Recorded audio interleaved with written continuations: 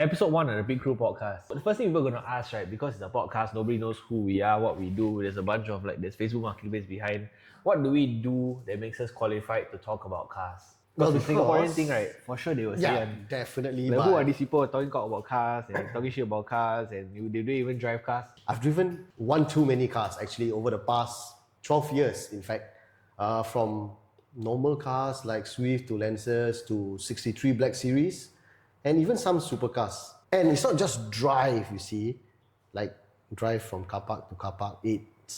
We push the cars to the limit. We go on adventures and road trips with the cars.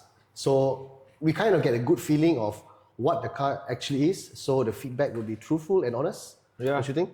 Correct. I mean, so to add on with him, Pitcrew is basically automotive events company, and what we do is we do road trips, a lot of road trips with a lot of different car companies. So I think you've been here more than 10 years or about 10 years? Yeah, estimated about that. Yeah, about 10 years. I've been here about 10 years as well, and during that span we've driven almost every regular, I would say we've driven quite a number of cars over the past few years. Anything from your basic A-class 3 Series, 1 Series, all the way to the AMGs, the M's, to actually supercars have I driven, but recovery only I never really pushed the supercar. the car, yeah.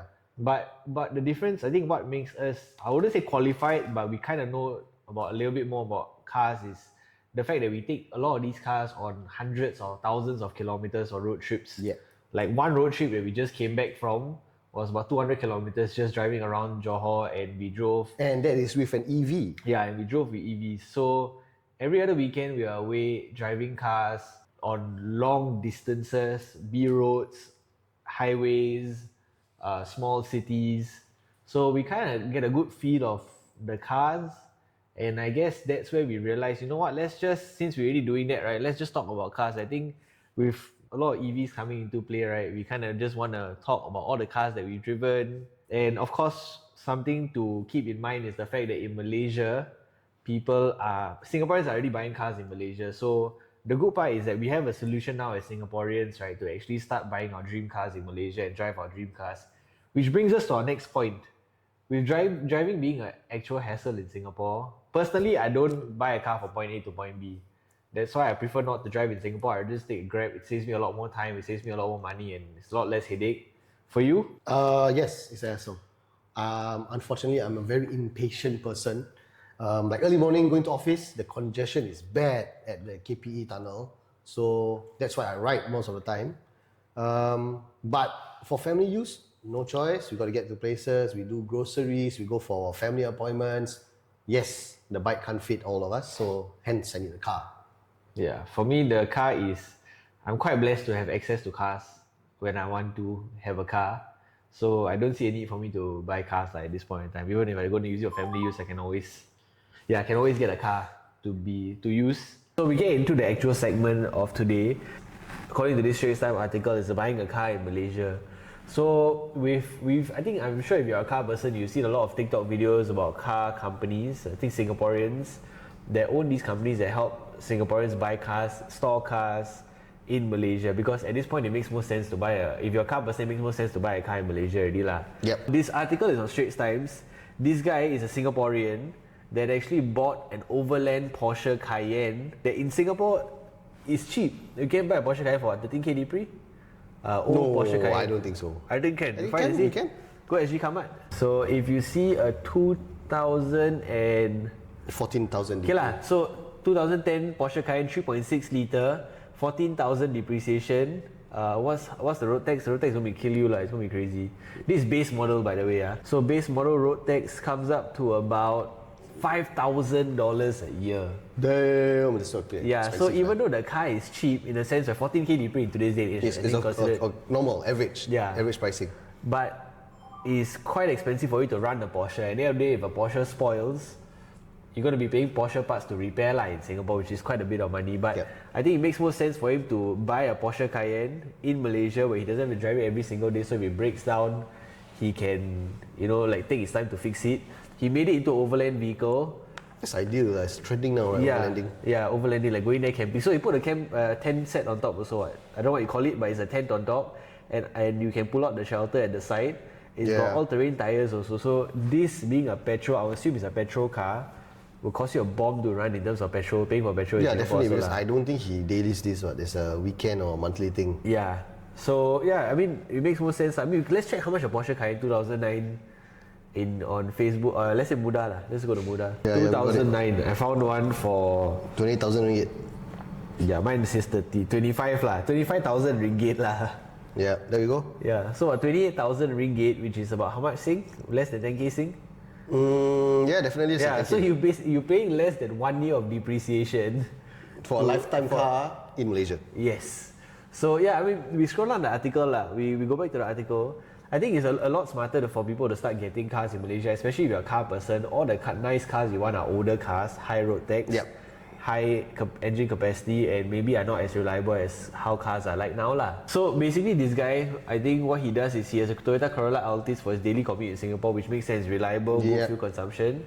Then over the weekend he goes across to Malaysia where he drives his 4.8 litre SUV, which I think road tax costs you $7,000-8,000 in Malaysia. More people doing overlanding. Overlanding fellas, Yeah, it's starting to get more popular lah, this overlanding, especially in Malaysia. It makes more sense because unfortunately we don't have the rain here in Singapore. Yeah, we have I mean, you went for one of the drives. Yes, we did. Yeah. Yeah, we went to the plantations. But that was very mild. Yeah, it's not so. But it was still quite fun though. Very different way of driving. Very much different from our usual highway or congested city driving. Yeah, so we go down. I think there is one solution. So yeah, this guy's at Kalaji. I'm sure probably everyone has at least seen their videos at least once lah. So Kalaji, what they do is apparently they have a 24,000 square feet facility that storage for luxury sports cars, and I think they also do other cars. No discrimination. Okay, so the air conditioned place is about 1,000 ringgit a month. So 300 Sing. Yeah, about 300 Sing, and the non-air conditioned one is at 700 ringgit. I think recently I saw they have one that's like 300 or 400 ringgit or so. That it's like a no frills kind of.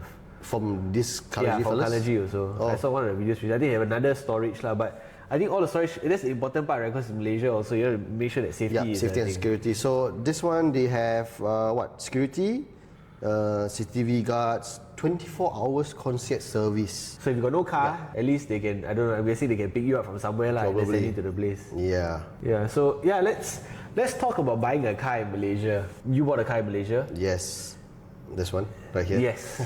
It's Alteza. So, why? Yeah, why is it? So why? Firstly, why did you decide to buy a car in Malaysia? Because here's the downside. We live in Singapore. Our cars every 10 years will disappear. If you have the money, you keep it. If not, you can't keep it. So Alteza is pretty much a dodo word, man. It's extinct here in Singapore. Probably it's one or two pieces. I seen one on SG come out before, but I don't think there's any more. So I don't think you can find Alteza here. So where's the next best place?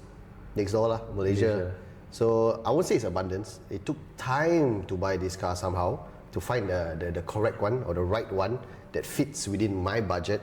So yeah, here it is, I guess. So what's a budget? When you say fits into your budget, what is... Okay, so if I'm not wrong, the Alteza that I saw on SG Kamat, this is quite a while back, maybe about 12k Depre. How much did you spend on buying the Alteza? Or let's say someone looking to buy their first car. This is cheap, reliable. This is actually, I will say, on the higher side of, always the word cheap.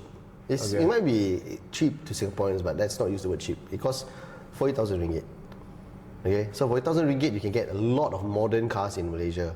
You can get modern Myvis registered in 2016, 2017. Even some of the Protons that are registered in 2016, 2017. So this car is way older, it's in the 90s. Yeah, true. But again. Okay, stop there. But car enthusiast, right?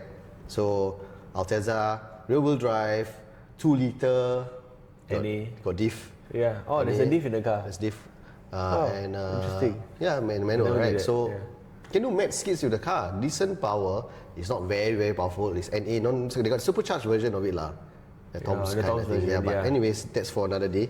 But this car fits all my criteria. Okay, firstly, it's Japanese reliability. So it can be a Toyota, Honda, or Mitsubishi, but let's go with Toyota because I wanted a rear-wheel drive manual, and this fits. So okay, why not, right? But this is not the only car that I had. I have another Corolla also, Toyota. I'm not a Toyota fanboy, but the thing is that in Malaysia, you see Toyota has abundance, right? Camry, I see a lot of Corolla. Hondas lah, to be honest. Is it?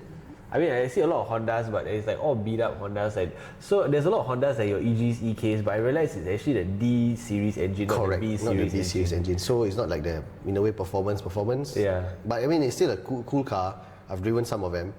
Fast. They're fast. Those build downs are fast. But like, I don't want to be so aggressive with the build of the car.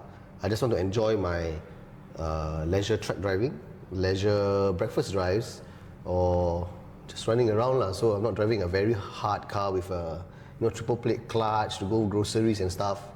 These are all drivable cars on the daily. So hence these two cars actually. Interesting. So how much did you spend on the Toyotas then? I mean, I'm sure, I've driven your Toyota before, the A101. I think that was a great car. Yeah. I think when you say fast, right? Well, let's break down fast first. It's not driving 200, 300 kilometers fast. It's the feeling of what it gives you that feels fast. Yes. So you know those like Civics that people always complain like, oh, you see the car making a lot of sound but not really. Yeah. But the thing is, right, when you're inside the car, it feels fast because of the experience it gives you, the right? sound, the rattling of the car is falling into pieces, so you feel like going fast. Yeah. But it's not fast. And also the fact that the driving has a lot more emotion to it. Correct. Yeah. I agree on that. So like comparing like driving, this thing is not too bad, but I would say the 101, the Toyota Corolla is much worse lah. But cruising on North Highway, I know you've driven it, right? Yeah, Go up to yeah, Sepang. We hit a certain speed. It's quite fast, but how does it feel? It's solid. I mean, okay, so we drive, being with Pitcrew, we drive to KL, Penang all the time, right? And it's so often to the point that we feel tired driving those distances because we are doing it in brand new cars. Which are super luxurious. Super comfortable. Yeah, comfortable, well built. The power is always there. Yeah, it feels like you're floating. Like most of the cars we drive, you feel like you're floating. It's just that it just glides you there because these new cars are built on comfort. The old cars, for some reason, they were built on reliability. Actually. and driving experience. Driving feel, yes. Right. So driving your car was a lot more fun because even though we would maybe have been driving slower than what we do on other cars, the experience made me not tired. Or like before I knew it, we already reached KL. I was like, huh, so fast. Yeah. But we weren't driving that fast. I mean, to be honest, we were driving like normal cruising speeds. But the way it made you feel when you're driving at that speed is something different. Like, I didn't feel tired at all. Yeah, because it's more engaging driving. Yeah. But it's definitely much slower than the cars that we usually take up. Yeah, because we were driving in a convoy with like Mercedes and Porsches and everything, right? Then you think you're driving very fast, right? And then like the Porsche just comes and overtakes you, like you're like, huh? I feel like I was I remember the Cayenne overtaking us on the highway. Like we were doing, I think they say a decent speed, and we were like, wow, must be like the fastest on this highway now. And then the Porsche just overtakes us, and I'm like, huh? Yeah. Okay. Okay. I didn't know cars. Yeah. So basically, if you are in a cocoon, your car feels great to drive. Yeah. But actually, you're not driving very fast. It just feels very fast to drive. Yeah, but again, also another issue with another thing, not say issue, another thing with all these old cars also is wear and tear. Yeah. Parts. So there are lots of work to be done. Like the Altezza had a lot of work to be done. The Corolla, a lot of work to be done. So we're talking about the price. Let's talk about price again. Yeah. For the Corolla. So we just can go and have a look, right? I mean, how you bought yours for? So I bought mine for how much? It's the price of an iPhone, 6,000 ringgit. So why? Okay, firstly, why are we on Facebook Marketplace? Why are we not on like an SG or Malaysia Carmart or something like that? I don't know, because it's much easier because direct owners, most of direct owners are here. Not less of a dealers on. But sorry, can you deal with direct owners? Can we talk about that first? I think that's the part that I wanted to mention. Right? Yeah, we can direct owners because you see direct owners like see this SCG. Where is this place in Batu Pahat? Oh, one owner for 1993. That's crazy. Wow, 1.6 standard. Let me see if it's auto or not. It should be manual. Oh wow, it's a manual. Wow. Yeah, it's an AFE engine. It's not AGE. Mine's AGE. But good enough lah. But yeah, so here's the thing. You want a regular family sedan that gets you places, safe and comfortable. And by the way, it looks like a tank, this car. Then you close the door. I mean, the one owner from 1993, I can imagine like it's probably quite reliable. I'm not. Yeah, hence he kept it lah. Yeah. So, yeah, the car's older than me lah. 4,000, so 5,000 ringgit, so $1,000+. Yeah, can consider. So those of you that wants a car to drive, or practice your manual, or miss the feeling of manual car. Oh yeah, true. Here you go. True, because Okay. Singapore doesn't make sense to drive manual. Yeah, it's a bit tiring, right, with our congestion. I mean, Singapore doesn't make sense to drive at all. Like, it's either you take a Grab or a train. Yeah, like, because driving, we you waste a lot are of very time. well connected here in everywhere we go lah. There's a MRT station and a bus stop. Talk us through the process of buying a car. So you go on Facebook Marketplace, you find the car, then what's next? Yeah. So example, like say, if I want to deal with this car, this guy, nice, right? Looks something like mine. It's a black top engine. Definitely a black top. Oh yeah, it's a black top. It looks just like mine actually. Oh, ITBs. Yeah. I mean, I don't have ITBs, but technically there is. Oh, the car will sound sick. Even without ITB. Without it's ITB, like, sounds really, really nice sounding. AGE 20V. So the process of buying is you find a car that you like, you PM the guy, girl, or whatever. Sometimes they might put their mobile number, sometimes they don't. Okay, so you just PM the guy. I will do a meetup. Let's meet. Yeah, I mean, it's So the standard. person working at Penang, like the car Yeah. at Penang, you will fly to Penang. Just lah. fly to Penang, take a look at the car, how's the condition of the car, test But you drive can't it. be doing that for every single nice car you see, right? So you must really like confirm Yeah, the so car. like, I mean, I have like, example, 10, example, buying the Yeah. SEG, right? I got 10 of it. So I'll either find the nearest, I think value for money, then I'll go and take a look. Okay. Will you ask the guy to video you, take picture? Yeah, video call you or prior something? to me flying over or driving up, I will get him to video lah the car. I want to hear the idling, see the RPM, how stable is it, any leaks or what. That's what I do. Okay, so let's say example we are set on the car, we view the car. Okay, I'll take it. So What's next? next is actually transfer of ownership. But here's the thing: the key thing in Malaysia is that you need to go for inspection before you sell a car. So that guy, I think it's called a B2. Wait, so they don't have yearly inspection? They don't have yearly inspection like us. Oh, okay. Yeah. In a way, ours renewed COE yearly Yeah, inspections yearly lah. For inspection, yeah, the correct. current COE cars, it's every odd numbers 2-3 about years, there. something like that. Yeah. So they need to go Puspakom to do inspection. I think for the logic there is whether it's roadworthy or not Makes sense. before it sells to the next owner. Okay. So for example, he did it, done. Okay. So actually he can do it before you he buy had, the car. yeah, can, but he has to do it lah. I think there's a fee to pay. I forgot how much it costs. Okay. Maybe 200 ringgit or something. I'm not sure. So that's on the owner. Okay. So once you agree on the price, example, this guy 14k ringgit. Let's say I buy it for 10,000 ringgit. So if I can't take it on a day, I just like deposit him lah. Here's like 500 ringgit or here's 1,000 ringgit. I'll get it like next week. Okay. So example, the next week comes. So we have to. The unfortunate thing is that you got to do within office hours. Their office hours. I think the JPJ closes at 4, if I'm not wrong. Because Damn, I had to that's rush. I just barely made it just before 4. Once you reach there, you got to do thumbprint, need your passport, bring your passport with you. Yeah. You need a not a registered address, you need a Malaysian address. So unfortunately for foreigners like us, transfer fee costs 200 ringgit, which you got to pay there. fine But lah. if you're local, I think it costs 20 ringgit.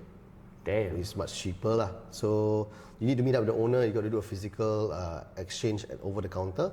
So after you've done that, they'll print out a grant lah in a way with all your details. So like, the owner and the car has to be there. yeah, So that means in essence you have to fly back there again, or like pretty much lah. Like example, this car's in Penang, right? I have to fly to Penang. again.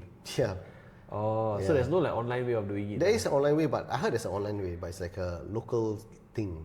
Like okay, if you're probably local, like we you got can do it. SingPass, Yeah, we can makes do it, sense, right? One makes motoring, sense. but Yeah. we can't.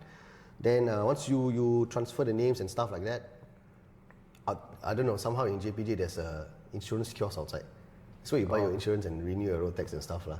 At JPJ itself. JPJ itself, so everything is done there. So for people that don't know, JPJ is like our LTA. About LTA, yeah.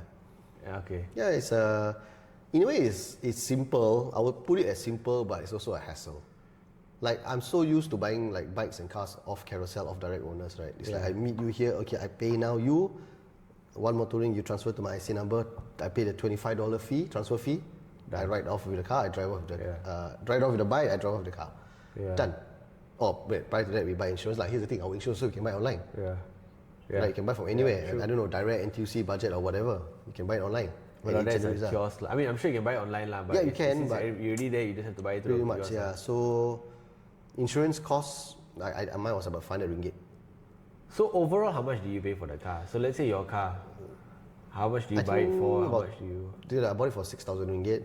Insurance 500 ringgit, road tax 90 ringgit. That's all I did. Then Transfer fee, fixing the 200 car. ringgit. Okay, here's the thing. Fixing the car. Lots of wear and tear.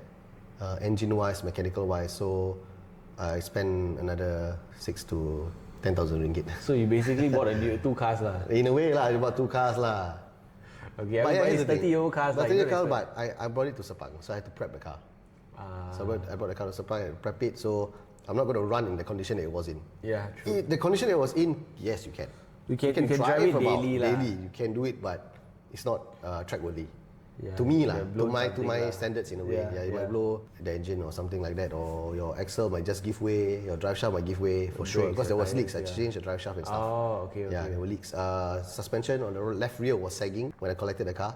Okay. So that was the first thing I did. Coilovers done, tires, rims done. Engine, I didn't drop the engine. Wear and tear, gasket stuff. Brakes. No lah, I This think kind of that's good mechanical lah. steering rack. It's the logical thing. Yeah. Don't go straight, go and touch the engine lah. Yeah, it's the steering rack done. So all this kind of no aesthetic mods, nothing. The car as it is, it's still rusted panels here and there. Actually, Yeah, the yeah. bumpers are mismatched. Yeah. Yeah, but here's the thing. Mechanically, the car was sound. After I did it up, it was a pleasure to drive. I mean, you've driven it, right? Yeah, nice car. Yeah, it's a nice car. I to think drive. that's the difference, right? In Singapore, you buy a car, you have to like budget, like, oh, some 500, some 700. Maybe I do 500 first, I do 700 Yes. later. I mean, this one is like you can do everything at one At shot. one go, yeah. And I mean, cost you it's at 2K, not the car is exactly at brand one new. go lah. I mean, truth to be told, I save a bit here and there because I order parts from Shopee. Oh. And the parts are abundant, you see. I can Yeah, find true. plug coils from Shopee, made in Thailand kind lah, or made in Malaysia, but it's okay. The gaskets, Actually, that's the interesting part. You can actually work on your car yourself also. pretty much. Yeah, you can. If you don't need to drop the engine lah. Yeah, don't drop engine, don't drop gearbox, you can do it yourself. Other than that, I got a couple of friends that actually owns these cars also. Some with Civics, some with Toyota Corolla, some with the old classic BMWs and Mercedes. So yeah, quite a number of them are having these cars for their weekends or Okay, their so off days. now that we come to this point, right, your friends buying cars, what are some good first cars that you would recommend to Okay, I don't know, it depends on the budget here, you see. Okay, let's say, How much you're willing to spend. I want to have a car that I can whack. So okay, we do two things, right? Firstly is you want a car with reliable engine. Yep. I would say NA because yes, we want turbos, we want to drive fast and all that kind of stuff, but really how fast can you go on the road firstly? Secondly is you want to train your driving skill before you train your speed lah.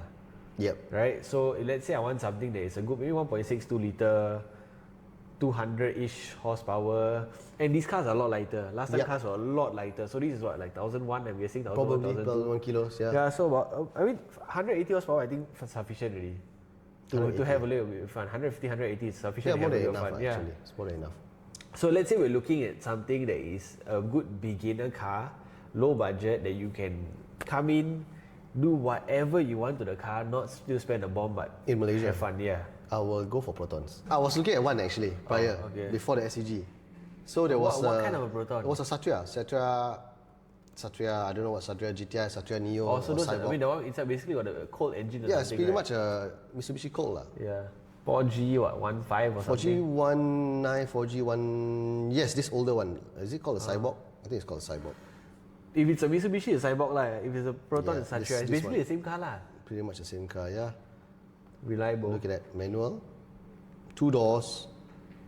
We don't really have this car here in Singapore anyways. And I didn't know they got this cluster lah. I mean, speaking of which. Oh, that's so cool. So this is a Satria Evo 3 cluster, or I don't know how true this is, but look at that.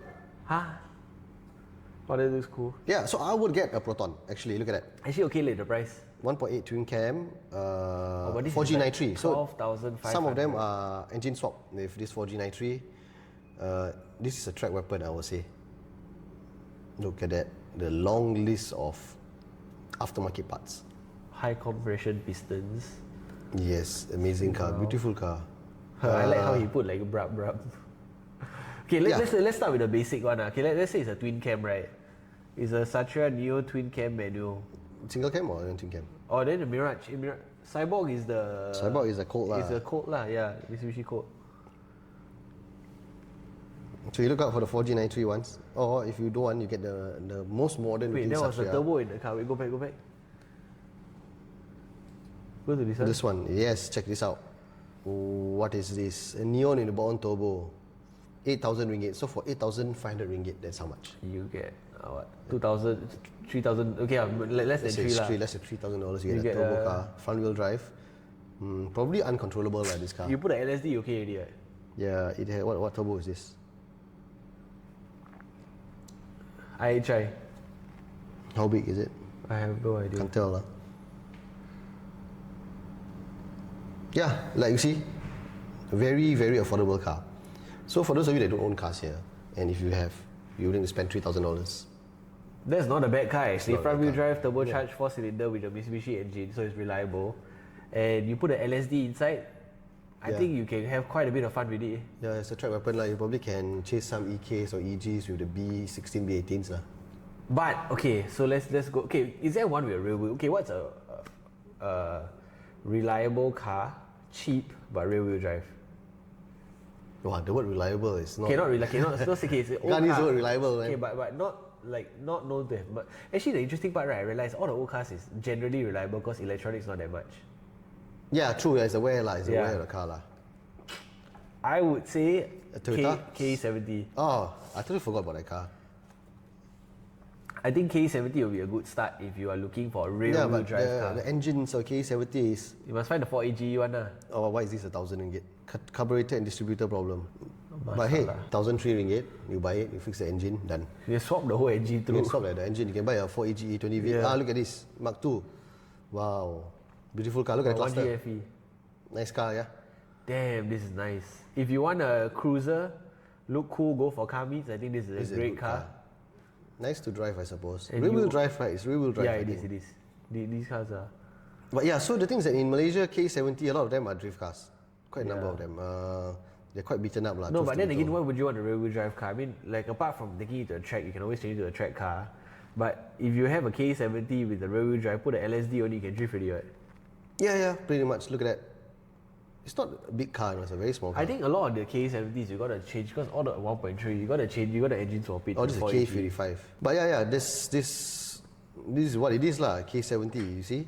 Look, you got engines. K24 lah. K24 engine. Endorse lah. Well, on what car is this? DC5. Oh, yeah, 13,000 ringgit. So yeah, as you just scroll Facebook Marketplace, you will find A bunch of engines and a bunch a of bunch cars. of cars. Yeah, the Corona. The Corona looks slightly bigger than the 70. Looks nice also. Look at the carby here. Yeah.